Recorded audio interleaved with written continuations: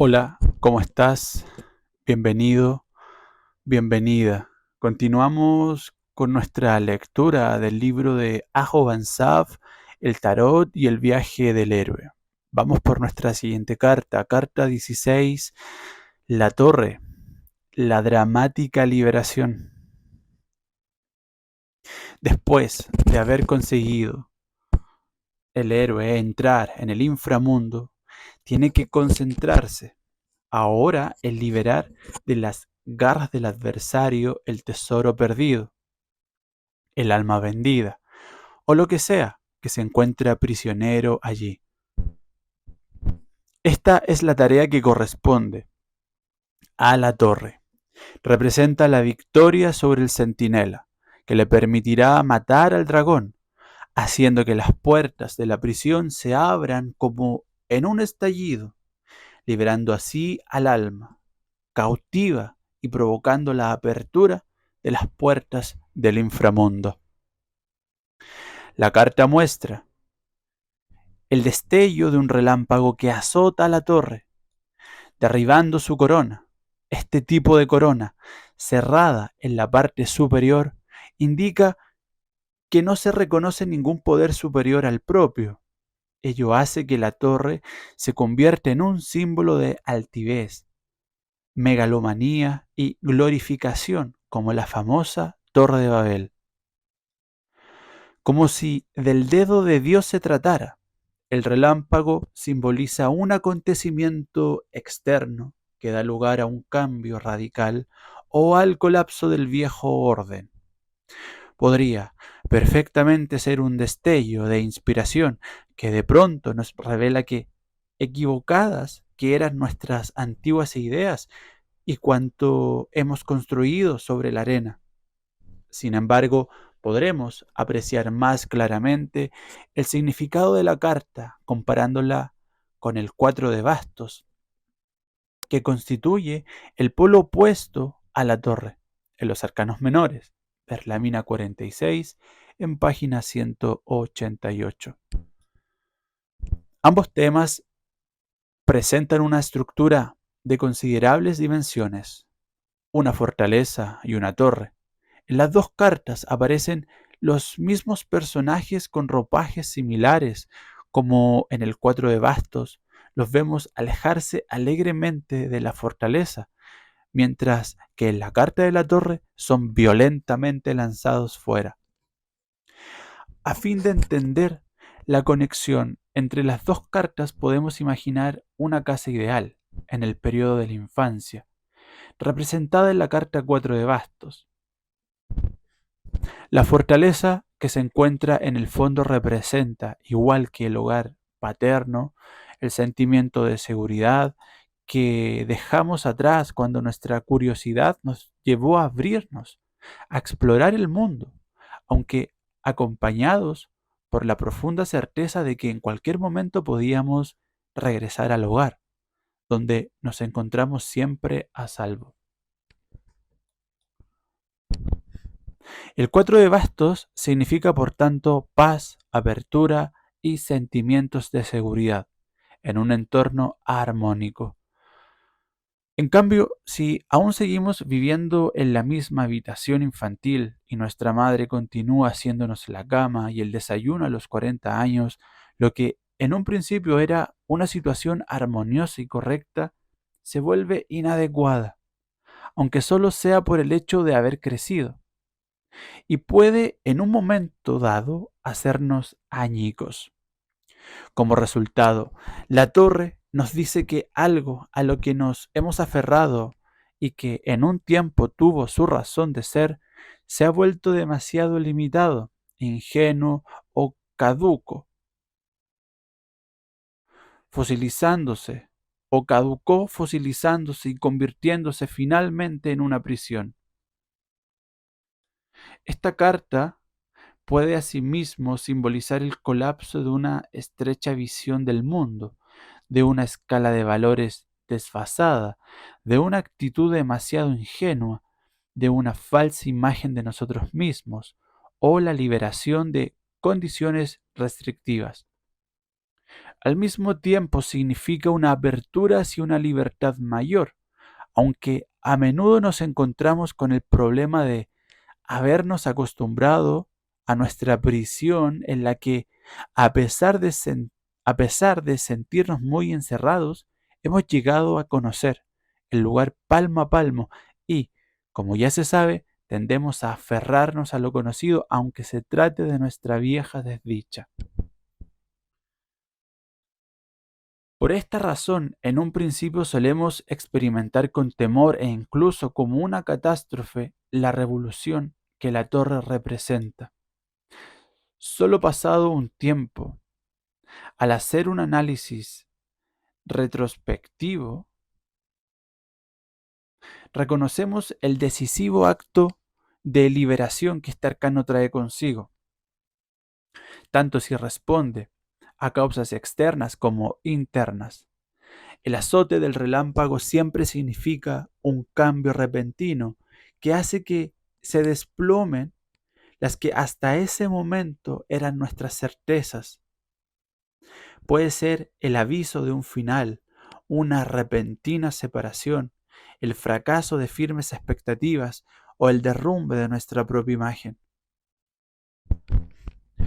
En cualquiera de estos casos nos damos cuenta de que la realidad es diferente y más amplia de lo que imaginábamos. Este es precisamente el conocimiento que nos espera al llegar a este punto.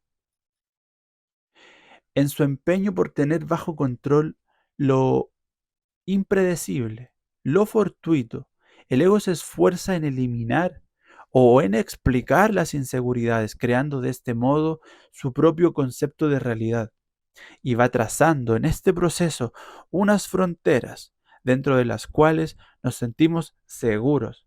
A los egos con ideas afines les gusta formar grupos en torno a intereses comunes que ofrecen la ventaja de poder legitimarse y aprobarse mutuamente. El ego individual va aumentando su confianza en ese mundo de ideas que comparte y que se convierte en la única realidad verdadera. A los egos que tienen ideas diferentes se les encierra y en el mejor de los casos son objeto de mofa o ridiculizados por ser tan tontos, no iluminados, incapaces de comprender o simplemente vacíos de ideas. En caso de tener el ego la sensación de que las ideas ajenas son amenazadoras, cree firmemente que debe combatirlas y si fuera necesario incluso destruirlas. Como vemos, en todos los lugares y en todas las épocas, el ego le gusta ir por la vida con la firme convicción de haber explorado la realidad y de conocerla perfectamente, limitándose a reafirmarse en aquello que cree una vez que lo ha dado por bueno. Todos nosotros amamos las imágenes que nos hacemos de la realidad, mucho más aún que la realidad misma. En realidad no nos damos cuenta de que nuestras ideas han tenido que abrirse camino entre nosotros y la realidad, como ocurre con las ideas que hemos dejado atrás. Consideramos verdaderas las imágenes creadas por nuestro pensamiento y alimentadas de recuerdos, deseos, miedos o avaricia. A nuestro intelecto no le interesa especialmente percibir la realidad objetiva, prefiere en cambio aferrarse a los conceptos ventajosos, confortables y sobre todo familiares. Por ejemplo, un hombre puede secretamente tener la sospecha de que algo va mal con su pareja, aunque aparta con rapidez este pensamiento cuando surge, autoconvenciéndose de que no existe nada por lo que tenga que preocuparse. De otra forma, acabaría admitiendo un problema que le obligaría a cuestionarse a sí mismo o a hacer cambios importantes en su vida. Naturalmente, es mucho más cómodo negar toda la evidencia circunstancial y decidir que todo está bien o al menos normal, ya que Después de todo, a los amigos y vecinos no les va mejor. Llega un día, en cambio, en que se queda perplejo al descubrir la realidad que existe detrás de sus imágenes. Y aquí es cuando se derrumba el bello palacio o la torre de marfil en la que el ego ha llegado a encontrarse tan cómodo, como si de su propia casa se tratara. Con horror descubre que la realidad es completamente diferente a lo que había imaginado. Esto es la torre. Las ideas a las que nos aferramos no son necesariamente las que nos hacen felices. Las imágenes que nos hemos hecho de la realidad pueden también provocarnos sufrimiento. El filósofo griego Epicteo descubrió 2000 años atrás que no son las cosas las que nos desconciertan, sino la opinión que nos hacemos de ella, la opinión que nos hacemos de ellas. Podemos también convertirlas en obsesiones que utilizamos para amargarnos.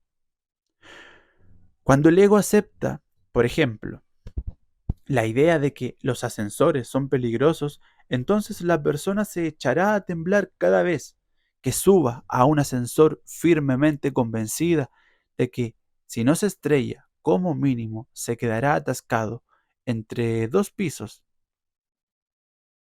Más tarde o más temprano comenzará a evitar todos los ascensores, concediendo así más credibilidad a sus miedos que a los argumentos de la razón o al valor de la experiencia. El precio de tales obsesiones es además una progresiva limitación de nuestra libertad de movimiento y una considerable dosis de sufrimiento. En estos casos, la torre puede simbolizar una experiencia clave o un destello de inspiración que hace posible una apertura, que hace posible una apertura a la libertad. Las paredes de la torre nos impiden ver la totalidad en toda su grandeza y deben caer, ya que como fronteras que son, nos separan de la unidad de todas las cosas. Encontramos este pensamiento en las palabras de Krishnamurti, que nos habla de vaciar la conciencia, liberándola de todo tipo de condicionamientos y purificándola de sus experiencias pasadas. Nuestro ego, sin embargo, se aferra firmemente a la estrechez de sus ideas, como un perro a su hueso, y se requiere una experiencia intensa y sorprendente para que se produzca una ruptura. Por ello, los cuentos de hadas son tan radicales cuando se trata de destruir el mal, que es todo aquello que intenta bloquear nuestra conciencia, y lo hacen sin la menor piedad. A un nivel más profundo, la torre abre las puertas a una inmensa verdad, al permitir que caiga un viejo sistema de valores cargado de condicionamientos. Sacude los cimientos del orden que la mente occidental tanto ama y que traduce la claridad, lógica y ausencia de ambigüedad. Este es el requisito previo, básico para experimentar la verdad más elevada, la unidad de todas las cosas que posiblemente nos resulte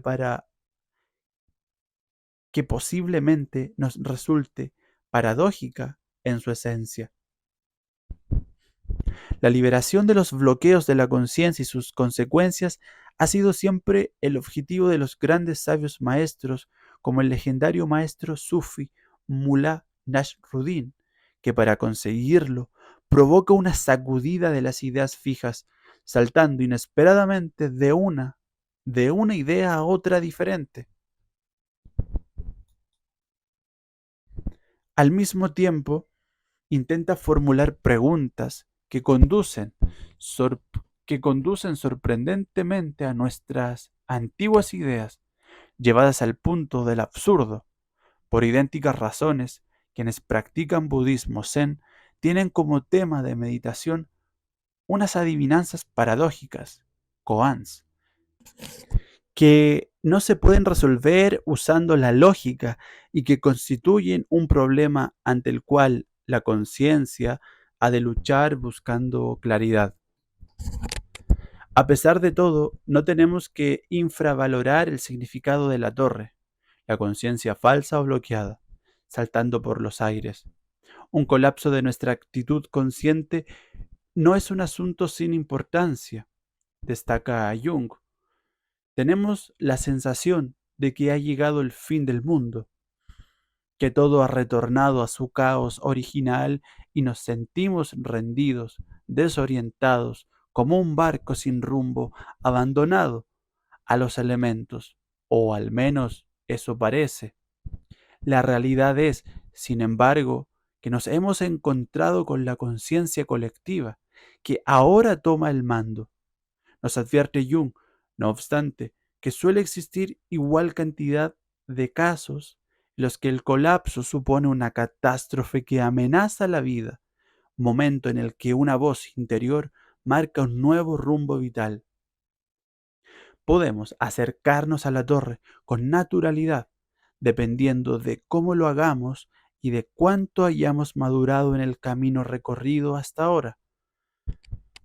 Cuanto más blandos, condescendientes o pomposos seamos, más dramática será esta experiencia.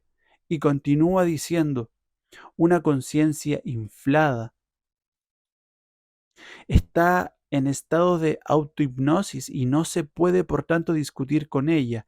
Inevitablemente su condena a sí misma a sufrir calamidades que acabarán matándole de un golpe.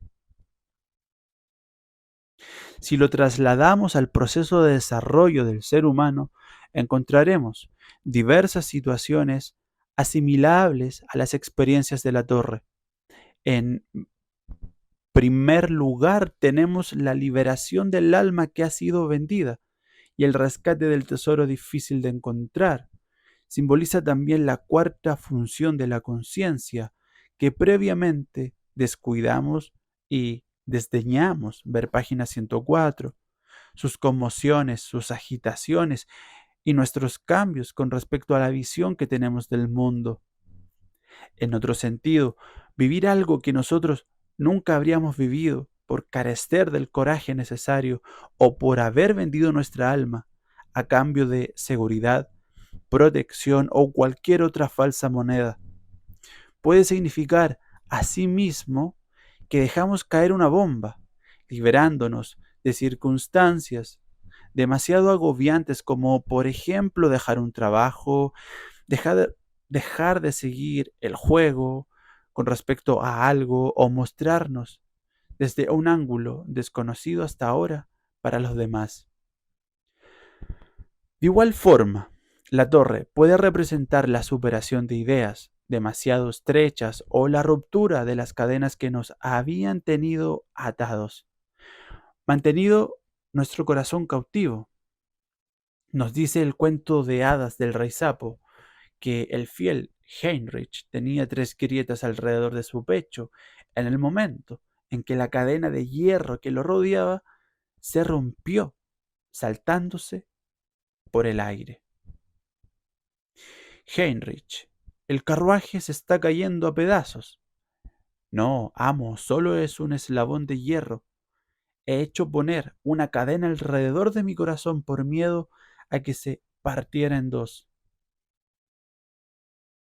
Este arcano tiene que ver con la superación de aquello que, detentando un poder inconsciente, ha ejercido hasta ahora tal influencia sobre nosotros que nos ha impulsado a hacer cosas que no podemos explicar, que nos merma de distintas formas y nos impiden vivir con normalidad. Visto desde esta perspectiva, la torre corresponde al tema central de muchos mitos y cuentos de hadas, que nos hablan de superar al adversario o al dragón, que aterroriza siempre a todo el mundo. Seguidamente se produce la liberación de lo que estaba cautivo.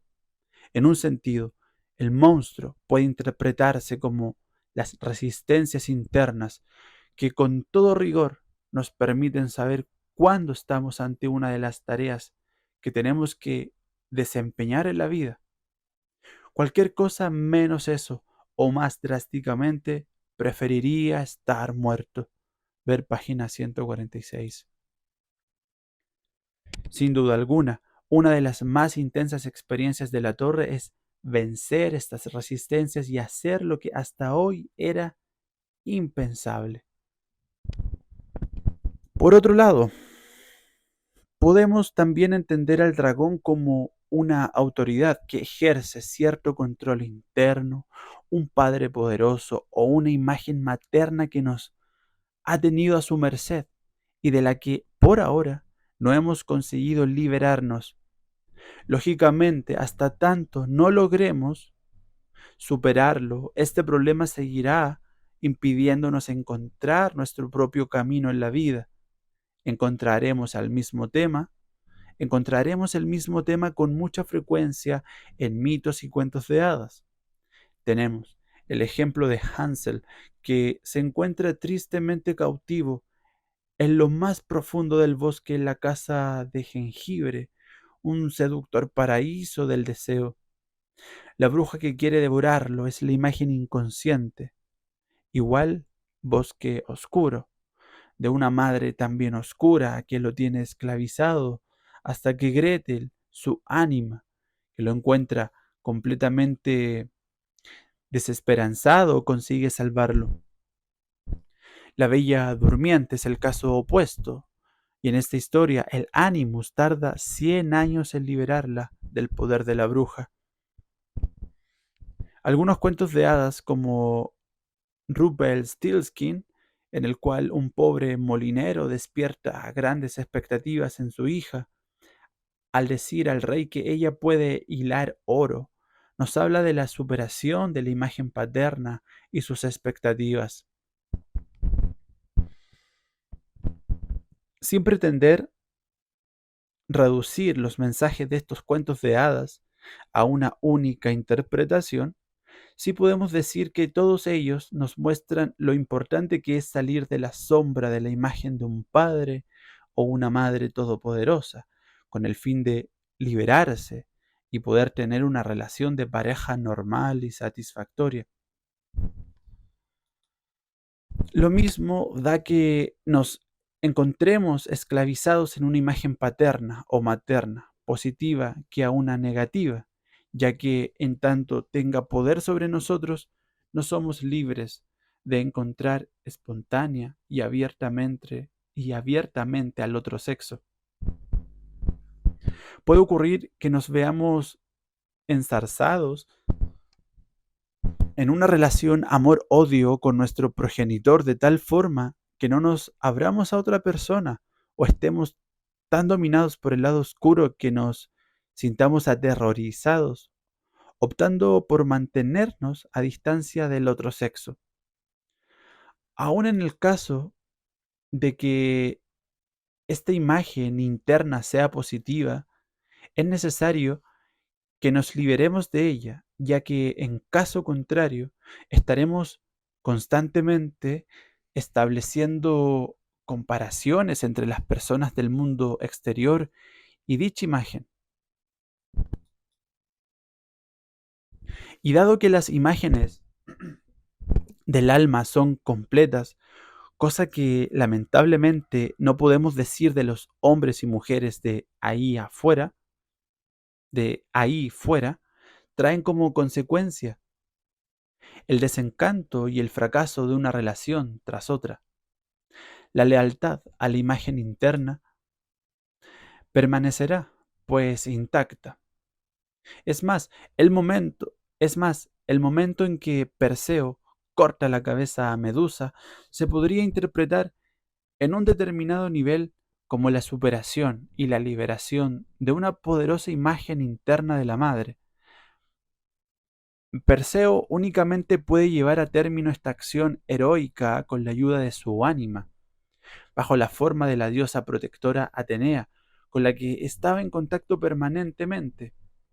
Ella le dio sus zapatos, su hoz, su bolsa y su escudo, y lo guió hasta las Gorgonas, explicándole paso a paso lo que debía hacer. Sin su ayuda, no cabe duda de que habría fracasado. Paradójicamente, es con ayuda femenina como consigue superar otra imagen femenina excesivamente poderosa. Edipo, por otra parte, lo intentó usando el poder de su intelecto y sin la ayuda de su ánima. Como resultado, solo consiguió una victoria aparente. Encontró la solución a la adivinanza de la Esfinge y liberó a la ciudad de Tebas del terror, pero no se interesó por la adivinanza que la Esfinge encarnaba. Como símbolo de la femineidad insondable. Ni la percibió ni la solucionó. En una actitud victoriosa y arrogante, confundió lo parcial con lo total y dejó que, como a un gran conquistador, lo coronaran rey. Su ánima, su guía espiritual, seguramente le hubiera dado un consejo mejor. En su lugar, siguiendo un impulso inconsciente, se casó con su madre, poniéndose así completamente a merced de lo femenino, de la imagen interna de la madre, que creía haber superado. Cuando su falsa visión del mundo, su torre, se cayó y tuvo que enfrentarse a la realidad que había detrás de su idea original, no pudo soportarlo y perdió la razón. El mito del viaje nocturno a través del mar del dios egipcio del sol, Ra, nos habla también de una conmoción de las ideas, de una conmoción de las ideas a la medianoche. Aquí, en el punto más profundo de su viaje, Ra se encuentra los mayores peligros. Apophis, la serpiente del mar nocturno, succiona de una sola vez el río Nilo, dejándolo seco, de forma que la barca se atasca en un banco de arena.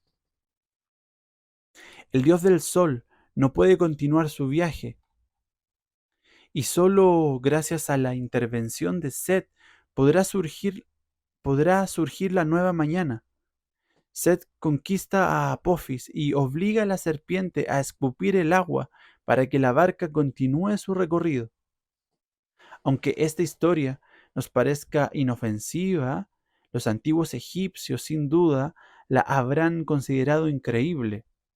Set tenido por el mayor, era tenido por el mayor villano y peor enemigo del dios del sol durante el día, pero a la medianoche era la única persona que podía conseguir que la barca continuara en movimiento. Esto fue interpretado como algo tan escandaloso que nadie se atrevía a decir su nombre, susurrando en cambio, el mayor hechicero de todos los tiempos, ayuda ahora al gran Ra. Evidentemente todos sabían quién era el mayor hechicero. El impresionante mensaje de esta antigua tradición es, en esta, la hora más oscura, se desmoronan las ideas, se desmoronan las ideas en blanco y negro que produce la conciencia diurna. Ya no son aplicables aquí. Aún aquel que consideramos nuestro peor enemigo puede ser el único capaz de ayudarnos a superar el obstáculo. El mandato bíblico, ama a tu enemigo, parece adquirir en este contexto un significado diferente. En las antiguas cartas del tarot, una pluma derriba la corona de la torre. Ver figura 47. Como signo de Mat, página 144. Simboliza la justicia divina que destruye todo lo que es erróneo y desequilibrado.